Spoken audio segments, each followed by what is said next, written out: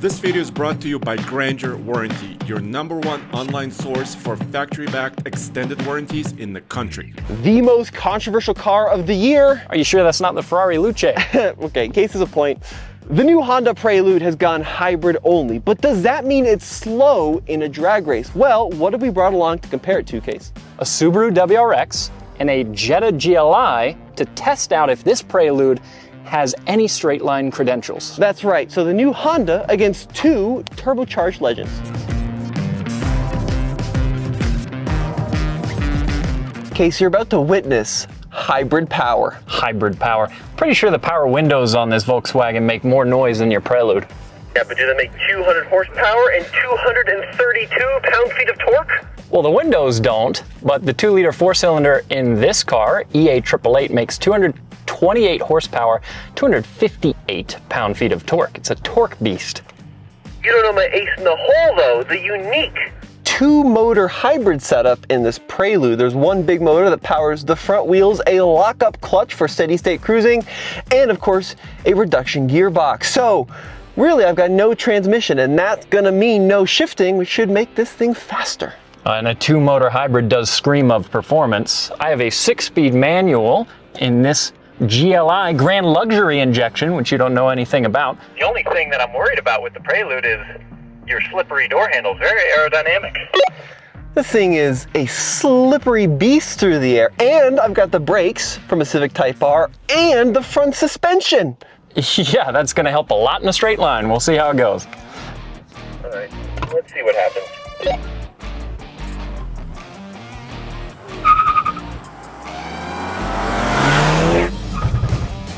Ooh, a little bog after the launch. Good off the line in the Prelude. Actually pretty quick. We are a mile above sea level. And the Prelude's actually doing pretty well off the start. So I am holding Case off. There's 60 miles an hour. Oh, he has passed me now.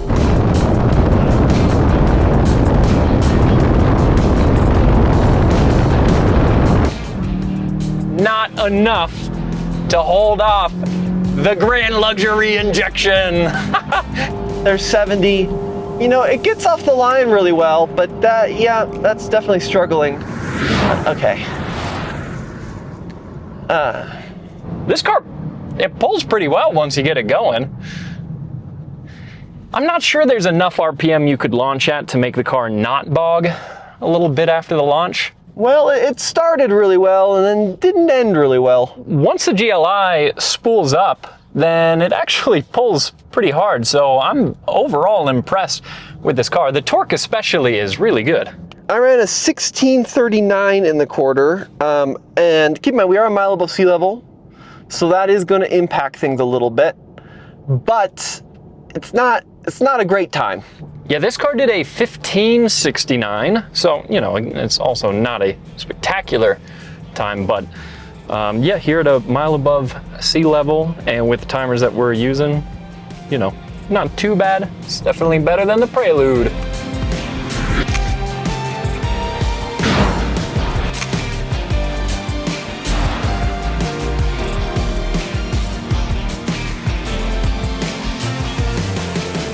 Well, let's run a roll race really quick and see what happens. Now, this Prelude, interestingly enough, has an S Plus mode, which you'd think would be the fastest setting, but it's not, because at S Plus, it simulates shifting, and you're better off to let the 2-mode hybrid just sit there and scream at max RPM.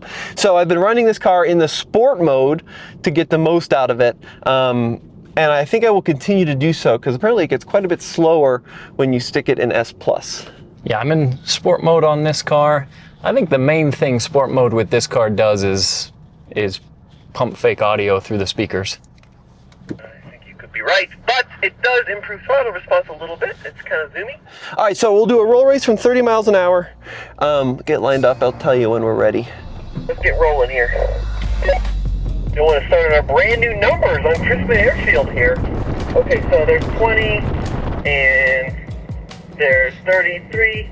2, 1, go. Okay, once again, the hybrid system kicks in quickly. really from 0 to about 50, this car does move pretty good. Yeah, the Prelude is a little quicker to set off, but once this builds boost, does pretty well.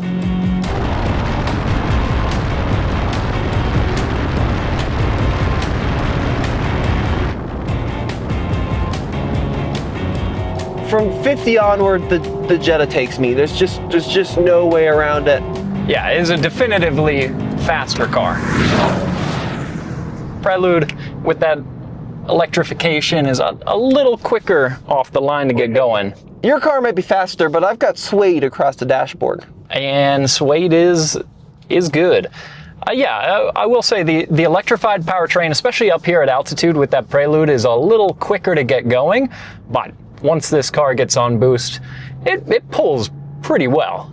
Especially considering if you go to Garnet Auto Group, you can pick up one of those Jettas for mid to low 30s. They've got a deal going on right now where they'll ship anywhere in the continental US for free, which is pretty nuts. So that car is an incredible deal and can be had even cheaper if you check out Garnet using the link below. And a big thank you to Steve for lending us that car, the last manual Volkswagen, for this drag racing. Yeah, and for that aspect of it, I would say the experience. Accelerating in this car is more of an experience and more fun because you do get to row your own gears.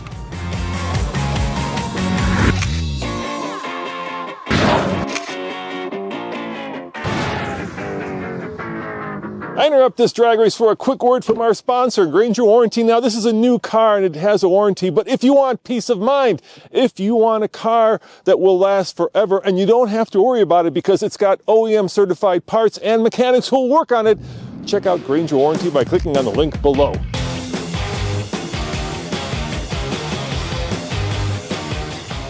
Well, my friend, we've got the same torque now, 258. That's pretty good. What's your horsepower? 271. Okay, so now I've got a bit of a reason to be concerned.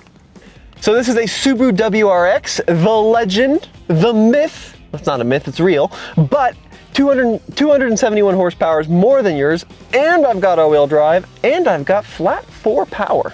Which might mean it's heavy. That's my only hope.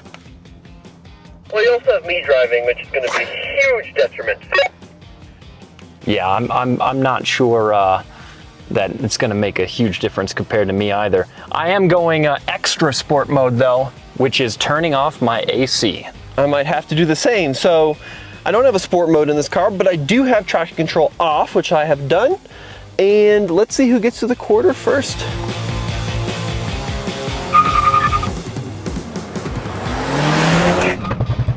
Wow, that is a hell of a noise.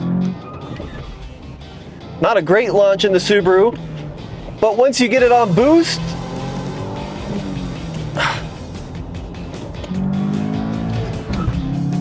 Come on, Jetta. Oh, let's go, Jetta. Tommy let off. can we do it again? I wasn't ready. I wasn't ready off the line. I was falling asleep here. My dad shocked me a little.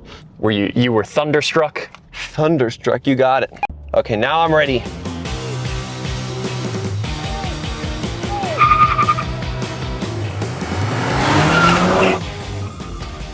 Okay, much better launch that time. Oh, come on, Jetta. Pull harder. In the second. Oh yeah, there's the power.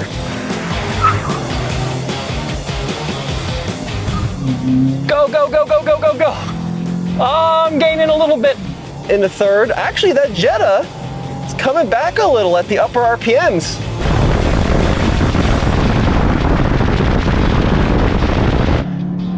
I'm really not far behind.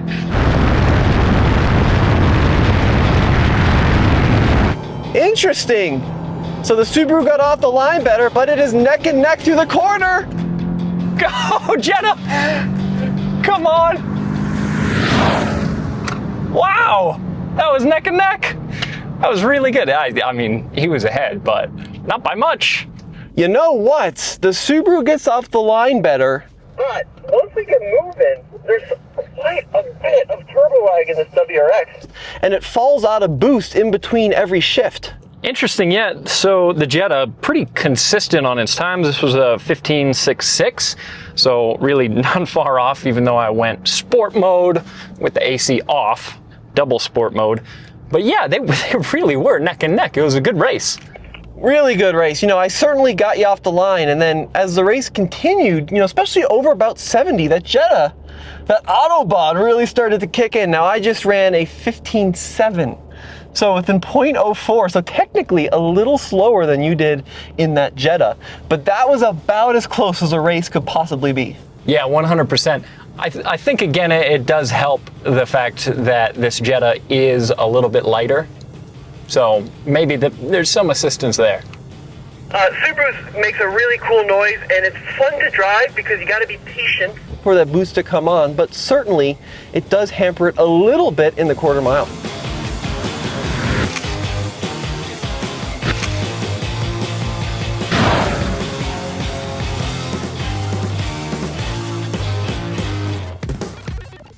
Alright, let's do the roll race. Now this one is going to be, I think, about as close as you could imagine.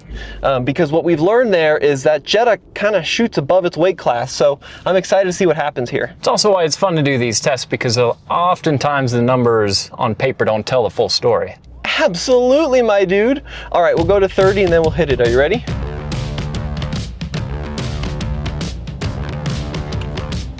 Alright, second gear. There's 33, 2, 1, go. There's the lag. 4,000 RPM it hits. Oh, come on, Jetta. There we go again. Revving it all the way out to revline in this Subaru. Come on, stay with him.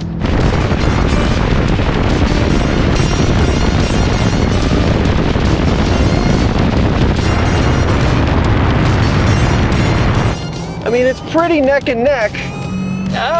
Wow, yeah, well, the WRX did a little better there. I think the lightness of the Jetta maybe helps on the launch. And it's a little, I don't know. I mean, come on, it's pretty darn close, but the Subaru has you by just a nose. Yeah, I am, again, surprised at how close it is. But the Subaru ultimately, and in most situations, is going to be a bit faster. We got one more car for you guys. The Subaru won that one. So Kase, why don't you bring out our surprise car? And we'll find out, can a modern sports sedan keep up with an old legend? Is the surprise car a sensible car that competes with these? No, and it's not an Acura Legend either, just to clarify.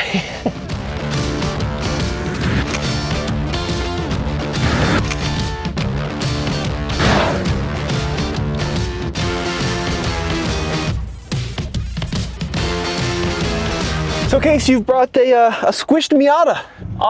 A long and significantly more aggressive Miata. Comparing this to Miatas, to me, as a red-blooded American, a little offensive. Well, it looks like an MB Miata. I got, stuck under a boulder. Well, it doesn't quite sound like a Miata, though, does it? Sounds like a milk truck, actually. All right. Well, are you dealing with more than 400 horsepower and almost 500 pound-feet of torque, Tommy? I've got the sophistication of all-wheel drive, Kase. You've got the poor man's all-wheel drive, which is big-ass rear tires. Well, yeah, and everybody knows sophistication wins drag races. Well, it's all going to come down to the launch for me, I think. But let me get my draggy going here. Make sure we got our reset. There we go. All right, let's do this. I'm not super hopeful. 3, 2, 1.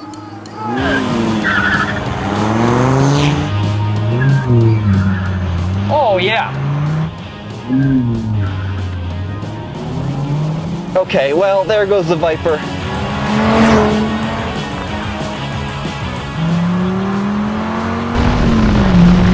Oh, yeah. That'll do it. Oh, wrong gear. I haven't driven this in so long. God, that thing's got some long gearing. Oh, it is still so fast, even by modern standards. Unreal. Still plenty to hold off. Not my best run in this Viper, but you don't have to have a good run to win a drag race. Yeah, you know what? The brand new pavement here, the thing hooks like hell. So funny enough, a little embarrassing to say, I haven't driven this Viper in a couple of months, except for the 30 feet to pull up to the drag strip there. I hit 5th instead of 3rd out of fear of money shifting, and it still did a 14.09. I did a 15.6, so that we've learned that the WRX is slower than a Viper in 5th gear as well, which is just nuts. Yeah, this car is just unbelievable.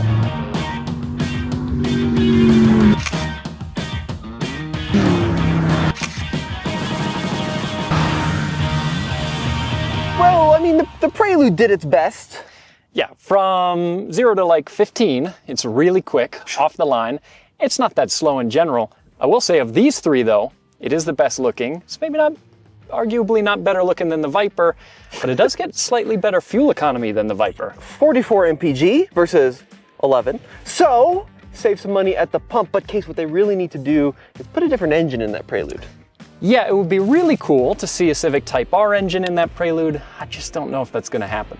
I got my fingers crossed. But guys, let us know what you think in the comments section below. Head on over to alltfl.com for more videos coming soon, and check out the link below to save money on an extended warranty.